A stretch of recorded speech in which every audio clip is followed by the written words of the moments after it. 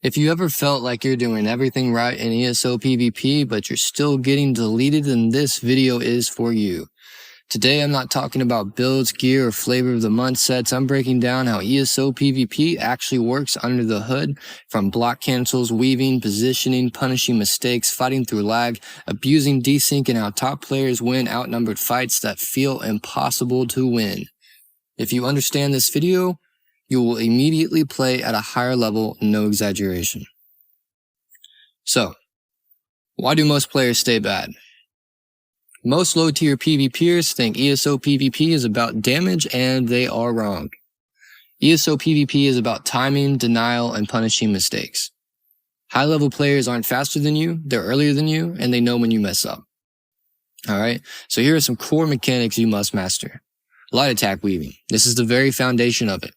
Light weaving isn't about damage, it's about animation efficiency. Every skill has a cooldown window, a light attack fits inside that window. Alright? If you aren't weaving, you're playing ESO in slow motion.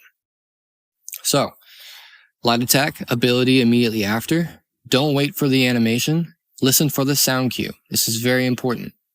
Listen for the sound cue and not the visual. If your light attacks feel inconsistent, that's not lag, that's timing, and your timing is off. A good way to practice is to try it on a dummy. You can also do it when you're not PvPing in between fights in Cyrodiil. That's how I learned. Block canceling, alright? So this is survivability and tempo control. So block canceling is how you steal time back from the server. When you cast a skill, block immediately after. This cuts the animation short, lets you react faster, and keeps you alive.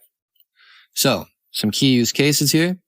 Heal, block cancel. Burst skill, block cancel. Defensive ult, block cancel.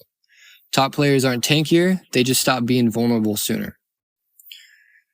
Alright, and then we're going to get into bash weaving. Pressure and stamina control. So bash weaving isn't spam, it's a punish tool. So you only use bash weave when your enemy is mid-heal, enemy is holding block, enemy is panicking. A single bash at the right time can win an entire fight. I know that sounds crazy, but once you try it, once you do it, once you practice with it, once you actually use it, you'll realize just how OP it is. Alright, so we're going to get into positioning here. This is the real skill gap right here.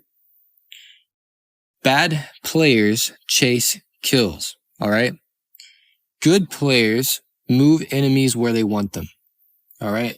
So here's some key concepts for you guys.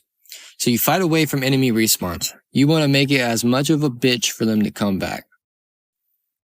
You pull players into corners, rocks, doors. I'm sure you guys have seen the examples of sweats over there at Sedge, pulling people behind the palisades and then dropping their ults on everybody and nuking the Zergs, and then the Zergs crying in zone chat, "Oh, these guys killed us." So, you know, it's very common, but that's what they're doing. They're not cheating, they're not cheesing. They're just catching you guys in vulnerable positions, all right? And don't fall for the bait. That's the main thing. Don't fall for the bait.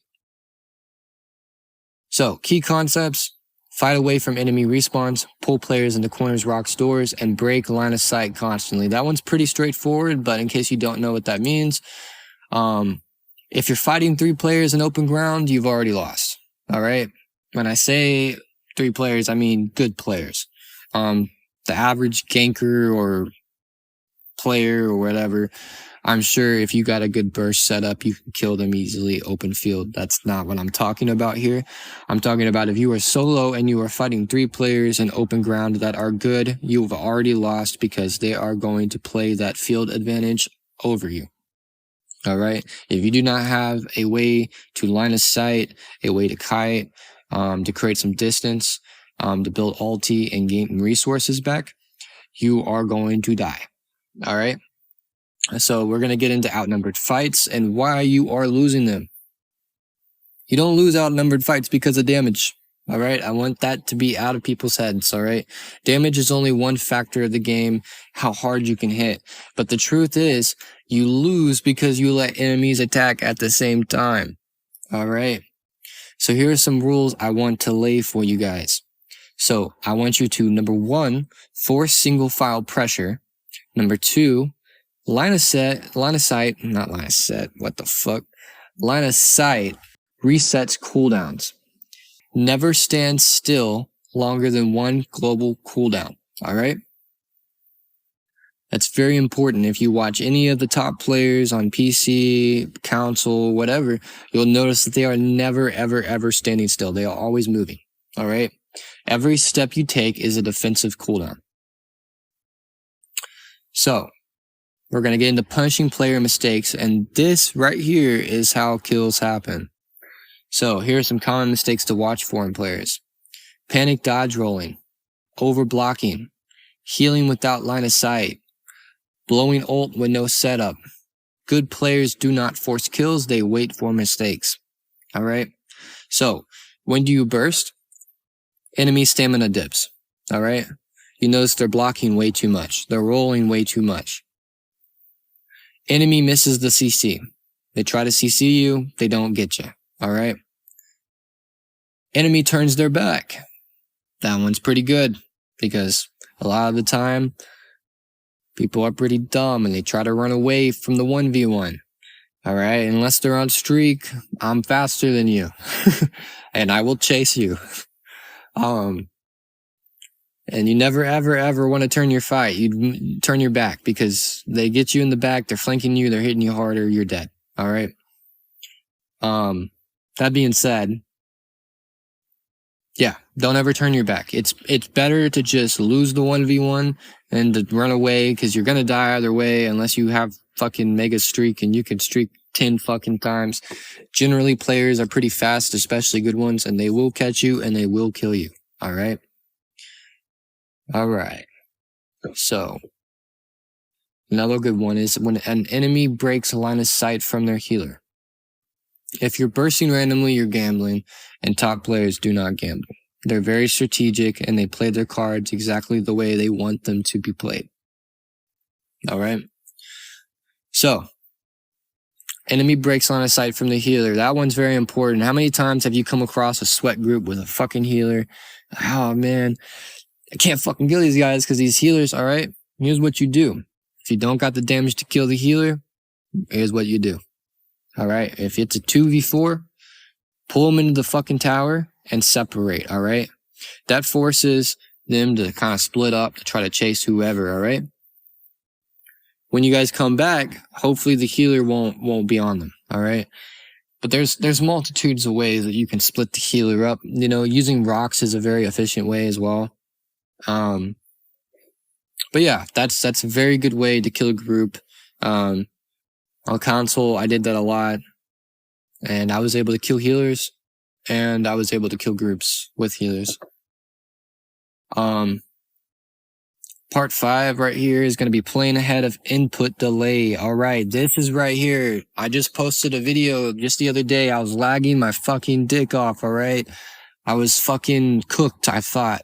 I was cooked the first time I dueled the first guy. But the second time, it played out, and here's what I did. In laggy fights, ESO isn't in real time. It's predictive, alright? So the reason why I won those fights was because I already know the Blast Bones combo. I already know the Javelin, alright? If I roll the Javelin, I'm Gucci, alright? But here's the trick, alright? You cue the skills before the animations finish. You pre-block expected bursts. You dodge where damage will land, not where it is, alright? Not where it is. If your frames are behind, you need to be thinking ahead of where they're going to be, not where they are right now. If you react to damage, you're already dead. You have to act one step ahead of the server. Alright? And that's very, very, very fucking important, because I used to be that scrub that thought the lag was gonna stop me from Xing, alright? And then I learned input delay, alright? And how many times have you been zerged down and you've been Donnied and you roll the Donnie, but the roll dodge doesn't work, you're just dead, alright? That is input delay, alright? The Donnie hit before your roll hit. So if you time that roll before you see the Donnie Annie, you will roll that Donnie, alright? You got to be able to predict movements. All right, I don't know about you, but if I see 10 people chasing me and I'm backed into a corner, I know that they're probably about to ult me. So what am I going to do? I'm going to roll before they even get close with that animation. I'm going to try to create some distance. I'm going to try to line of sight, all right? But the main thing is if they're close enough to me already to Donnie and ult me, I'm going to roll that before I even see the animation cancel, or the animation, all right? Like I said, if you react to the damage, you're already dead. You need to predict enemy movements at all times and act one step ahead of the server. And here's why lag feels unwinnable, but it isn't. Lag punishes hesitation. If you're a hesitant player and you're not sure how to kill somebody, you're gonna die. So confident inputs beats reactive ones, all right? If you are confident and you know the mechanics of certain builds, certain playstyles, certain players, then you have confident inputs and they will beat reactive inputs any fucking day, all right? And here are some tips. Simplify rotations, fewer swaps, fewer dropped inputs, hold block during heavy desync moments, all right? When you are fucking desynced, stay defensive, all right? Because you're not going to win it. You're not going to win it. Hold block during heavy desync moments, all right? And then when it eases up, you fucking turn and burn, all right? So we're going to get into part 6. Desync abuse. And this is something that I was super happy that I learned because I always was fighting people, a couple years, 3 or 4 years, 2 or 3. I don't know how long I've been playing on console, honestly, but I know I've been playing a while. And I played Xbox before that, but I took a long break. So this was something that I was really excited that when I finally learned. Desync abuse is something that outnumbered players do a lot. All right. And it's not an exploit. It's part of the game. ESO desync is real and all of the top players use it. So how do you use desync? Fast direction changes, line of sight plus roll dodge together. Burst during server catch-up moments. When the server stutters, damage stacks. That's why outnumbered kills feel instant. All right. And I want to make this very clear. This is not cheating. It's understanding how ESO's netcode works. All right. So, basically, another way to desync is if the server is stuttering, to time all your shit at once. What that does is the server cannot register all that damage at once. All right. Because it's too much. That will cause a desync and it will kill them. All right. So I want that to be out there. Desync is not exploiting. It's understanding how the game works and utilizing its own flaws to better your gameplay. All right. So we're going to get into part 7. All right. And part 7 is the real sauce, in my opinion, because this is going to help you understand class counters so you can understand what's good fighting what. All right. And I know that we're in subclassing right now, but pure classes is coming back out. They're getting buffed. So I am just going to do the overview of Dragon Knight, Nightblade, Sorcerer as the classes go. All right. All right. So class counters. All right. So Dragon Knight, they're weak to line of sight, punish ult downtime, and avoid standing in dots. All right. Nightblade, track cloak cooldowns, block burst windows, pressure when revealed. Sorcerer, kill pets first, bash streak exits, line of sight overload. Templar, deny jabs angle, interrupt heals, pressure stamina. Warden, avoid stacked burst, break shock timing, don't overcommit into Northern Storm. Necromancer, kill summons, dodge blast bones, not spammables, burst after graveyard expires. Arcanist, break beam line of sight, pressure sustain, and save CC for channel. No class is unbeatable. Alright? None of them. No matter how OP they are. You just need to know when they're weakest. All right. So we're going to get into part 8. All right. All right. And now we're going to get into how to actually get into the top percentile. Top players do not do more. It's actually the contrary. They do less, but perfectly. So you're going to focus on clean inputs, better positioning, punishing mistakes, and staying calm under the lag. If you stop blaming the builds, the lag, and the balance, and you start learning the system, you will win more fights immediately. Alright? ESO PvP isn't about being cracked. It's about understanding the rules everyone else ignores. If this helped you, drop a like, subscribe, and let me know what class you want to deep dive on next, or if you want a video deep diving into every class and explaining the core mechanics and weaknesses of those classes, let me know. Yeah, appreciate you guys.